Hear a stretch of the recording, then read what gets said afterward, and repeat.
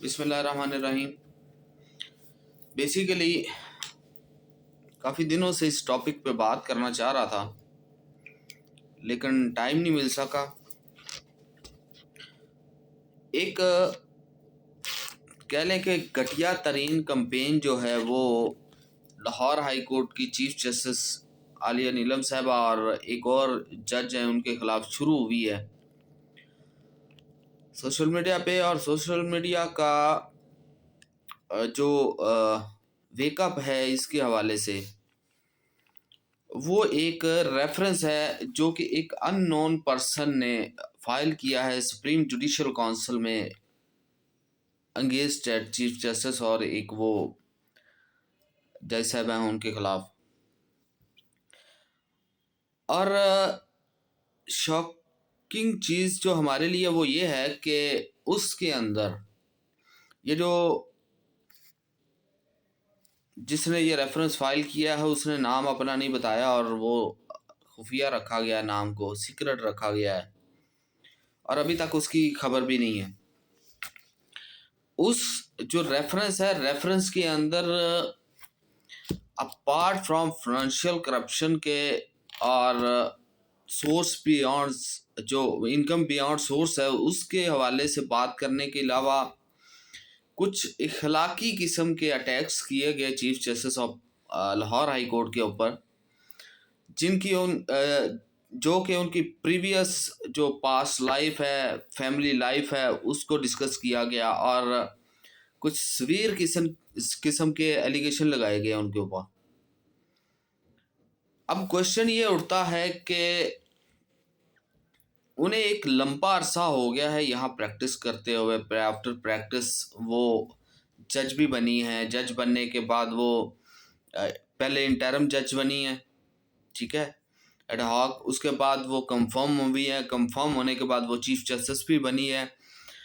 ये तो पाकिस्तान के अंदर एक वतीरा निकल आया है कि जब भी जो जज आपके हाथ में नहीं आएगा, वो जहांगीरी साहब के जो इस्लामाबाद में किया है 20-25 साल के बाद जाके उन्हें उनकी डिग्री जैली निकल आई है। वो एक ख़ास जमात के प्रोसिक्यूटर रहे, वो एक जज रहे, वो कह लें कि एक लंबा अरसा पे अटॉर्नी भी रहे। एंड पे आके उन्हें जी उनकी डिग्री जैल ली है। क्यों बोगस है? इसलिए कि उन्होंने कुछ खास बातें मानने से मना कर दिया था। सेम हैपनिंग है इन लाहौर। मैंने जिस दिन चीफ जस्टिस साहबा ने वो जो इनका ऑर्डिनेंस था रिगार्डिंग प्रॉपर्टीज़, इमूवेबल प्रॉपर्टीज़ के जो ऑर्डिनेंस का उसे मुअत्तल किया था और कब्ज़ों को वापस करने का हुक्म दिया था, मैंने तभी कह दिया था अब इनकी कह लें कि बुरे दिन शुरू हो गए हैं। और ये आने वाले वक्तों में वो जंगीरी साबित होंगी इस्लामाबाद हाई कोर्ट वाली, कि जिनके खिलाफ 20-25 साल बाद उनकी डिग्री जाली होगी। और मैंने मजाक में कहा था कि हो सकता है इनकी मैट्रिक की डिग्री ही जाली करार दी जाएगी। और मज़े की बात देखिएगा, सेम हो रहा है यहाँ पे। मुझे नहीं पता था ये जो मैं एक बात कर रहा हूँ, मैंने तो प्रजम्पशन ली थी उसको लेके, पहले वाले किस्से को उस जंगीरी साहब ने भी कुछ चीज़ें उनसे मानने से इनकार कर दी और उनके साथ ये हो गया।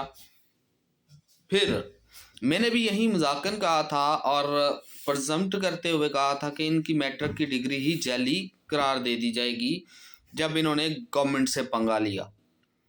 और मज़े की बात देखिए, हुआ यही है।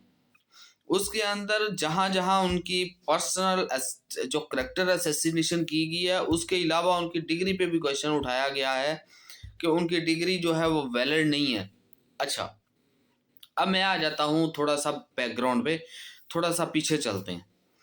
इन्हें ये जज रही, गवर्नमेंट की वकील रही किसी अदारे की, फिर ये आ जाती हैं कह लें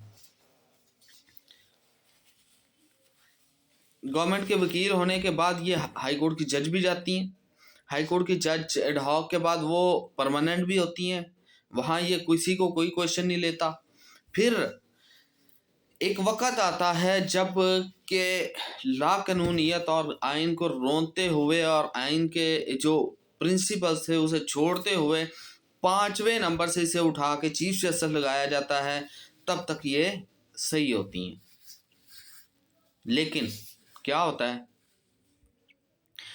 जैसे ही एक ऑर्डिनेंस जो कि एक मैं शुरू से उस ऑर्डिनेंस के खिलाफ था, मैंने उसके लिखा, उस पे बोला कि ये एक ड्यू प्रोसेस ऑफ लॉ को ओवर रूल करते हुए ये जो एक बनाया गया है वो सिरे से गलत है। जो कि प्रिंसिपल ऑफ एविडेंस है, आपका कानूनी शहादत ऑर्डिनेंस, और एक आपका प्रोसेस जो है वो सारा का सारा मलिया मेड कर दिया उस ऑर्डिनेंस ने। इसलिए ये ऑर्डिनेंस काबिल कबूल नहीं है और नहीं चल सकता। मैंने रीजंस भी दी थी।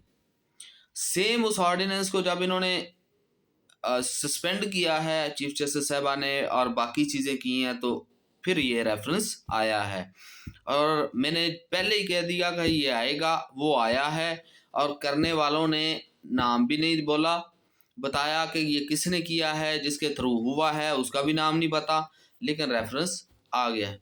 और उस रेफरेंस के बाद एक मखसूस टोला जो नाम नेहाद दूसरों को ये कहते हैं कि उन्होंने इखलाकियात की धज्जियाँ उड़ाई, बद इखलाकी को, गालिम गलोच के कल्चर को, और इस तरह की जो मुतारफ़ करवाया, दूसरी पार्टी के एलिगेशन लगाते हैं, वो पार्टी जो ये सारा कुछ कहती है, उसके चेले चपाटे जो है ना वो आज इस रेफरेंस को लेके और इस तरह की बेहुदा चीज़ों को लेके कैरेक्टर असैसिनेशन कर रहे हैं chief justice of Lahore high court की। मैंने पहले दिन कहा था कि ये होगा, और फिर कहा था कि हम chief justice Lahore high court के साथ खड़े हैं। अब भी यही कहता हूँ, ये कैरेक्टर असैसिनेशन जो एक मखसूस टोला कर रहा है ना, ठीक है, वो लौंडे लपाड़े जो मंसूर के हैं लौंडे लपाड़े, मैं उनकी बात कर रहा हूँ जो ये कर रहे हैं।